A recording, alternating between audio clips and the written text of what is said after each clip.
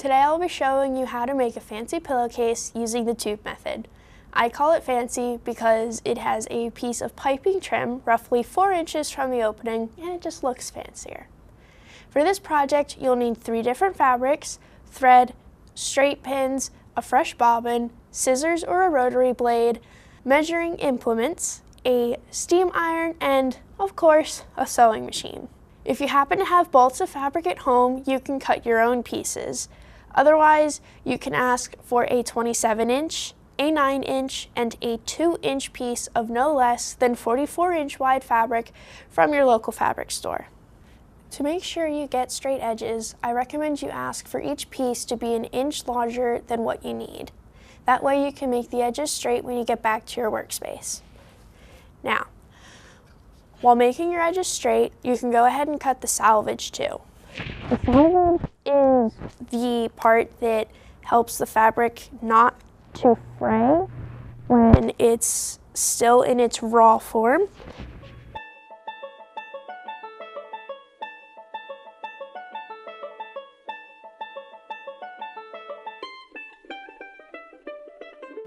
And now that's trash. And we'll stick that over there. So once you can make your edges straight with the 27 and the 9-inch, I don't worry about it as much since they're larger. But when you trim up your edges, you can line them up.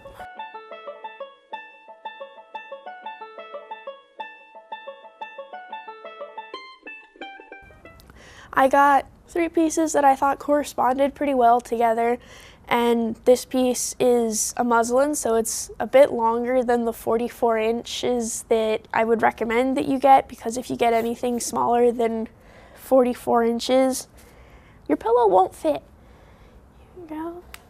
And yeah, like I said, you just want to cut your selvage because you don't really need that piece. And I'm just going over it multiple times because I've got them layered up. So, now that the selvage has been trimmed off and your fabric has been pretty much prepped, you'll want to iron the 2-inch piece and the 9-inch piece. For the time being, we're just going to sit the 27-inch piece aside. Going to set aside these little trimmed bits. You can also move aside your measuring implements. And so you have your 9-inch and your 2-inch piece. So now that you've laid your pieces out on your workspace, we're going to be ironing them in half along the length of the fabric.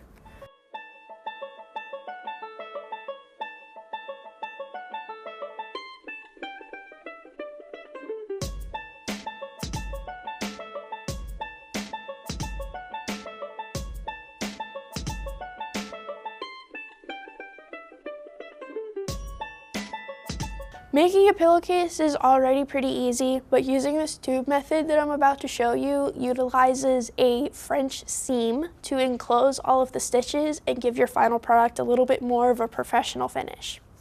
And if this piece had a pattern to it, like my larger piece does, you can see that there is the more brightly colored pattern side as well as the not so patterned side.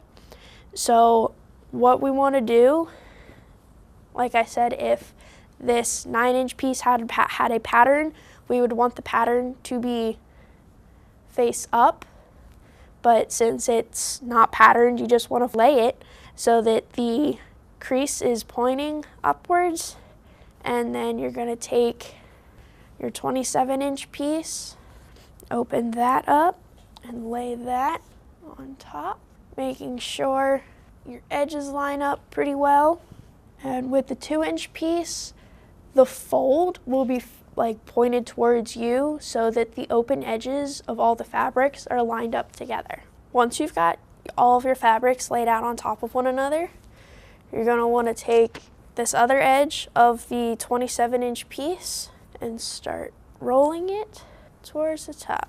And it doesn't have to be a perfect roll, you know, it's just getting it up there, hence where this method gets its name.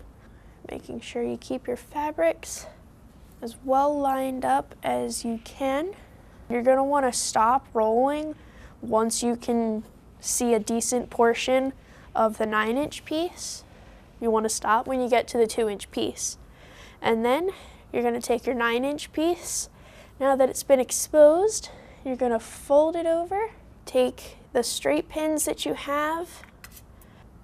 And this is where the part about straightening your edges comes in to play, because if your edges aren't very straight, it can get kind of frustrating. So line them up, and starting from one end, you're just gonna pin your fabric, and your pins don't have to be very close together. They just have to pretty much hold your fabric in place. So they don't have to be right on top of one another.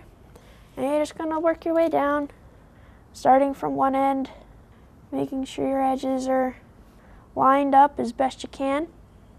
Now you have a pinned fabric tube. So we're gonna put the straight pins away because for the time being we won't need them.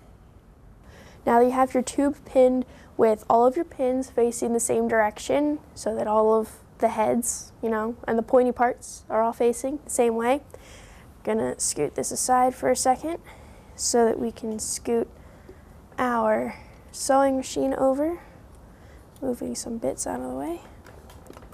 But just move that over so that next we can make our seam on our tube. So now you're going to take your pillow tube, and with all of the heads of the pins closer to yourself, you're going to sit your tube up here, move a little thread out of the way. And on your sewing machine, you want to bring the pressure foot up, and if you can lift it higher, you can do that. And just stick right near the edge of where your fabrics line up. You set it down. My first pin's in the way, but now that the pressure foot is down, you can just take the pin out and it'll still hold it in place.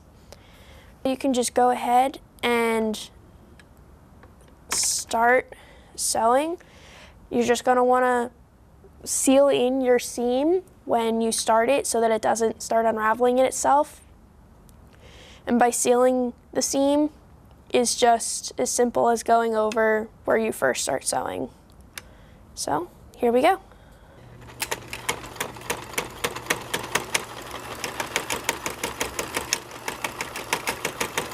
And all you got to do is keep the line as straight as you can, pulling out the pins as you go.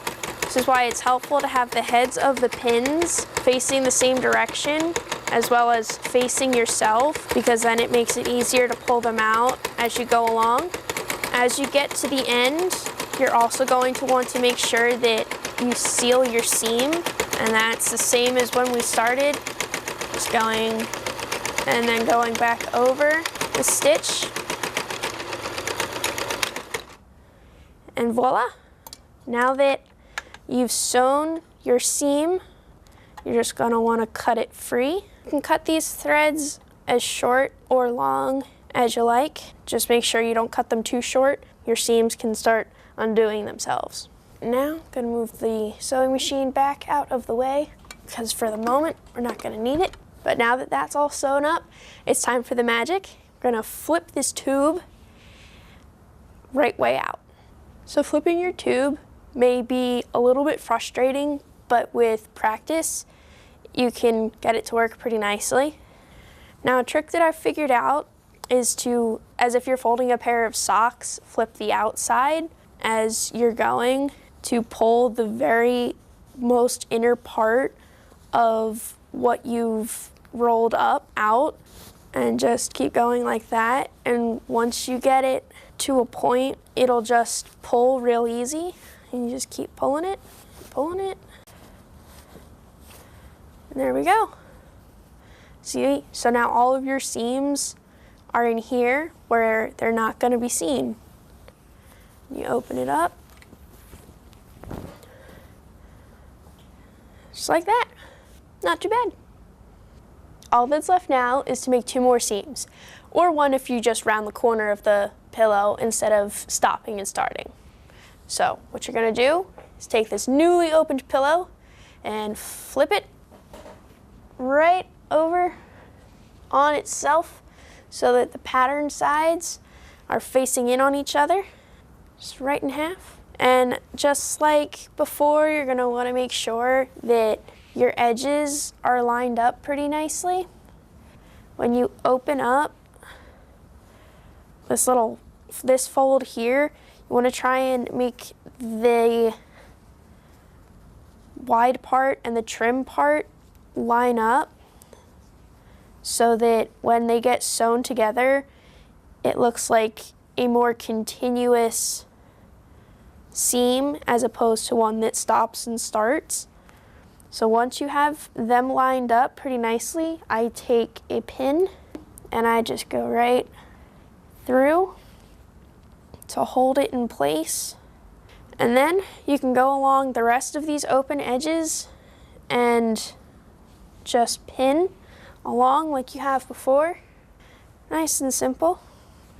And again, they don't have to be super close together so that you're not pulling them out like crazy. And you'll pin this long side, and then you'll also pin the short side.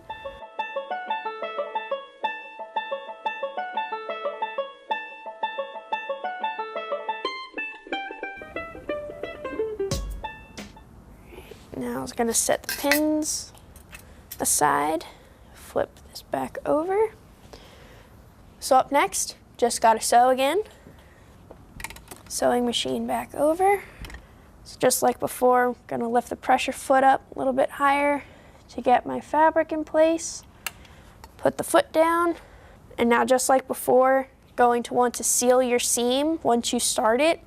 All right, so when you get to the corner, make sure that your needle is still punctured into your fabric, and lift the foot up, and you can just turn your fabric, put the foot back down, and now you don't have to start a new seam. And then once you're done that, cut your thread.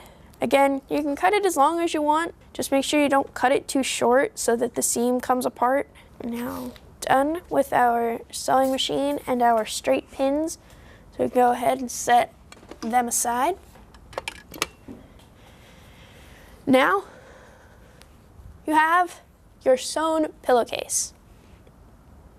All of your sewing is now done, and you can turn this bad boy right side out.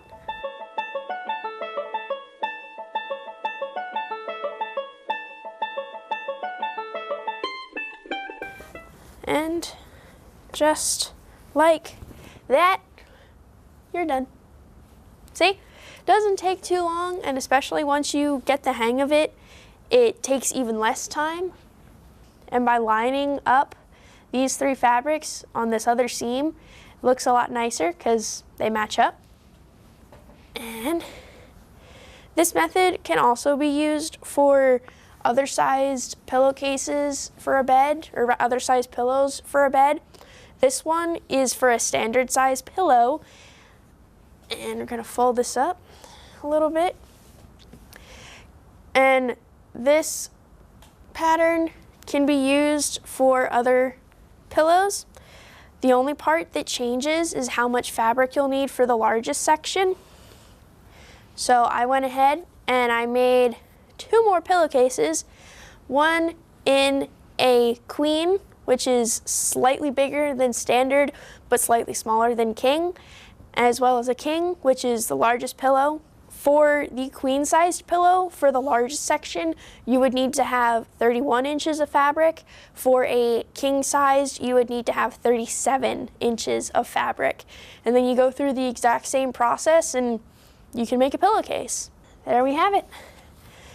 How to make a pillowcase using the tube method. Hope you enjoyed.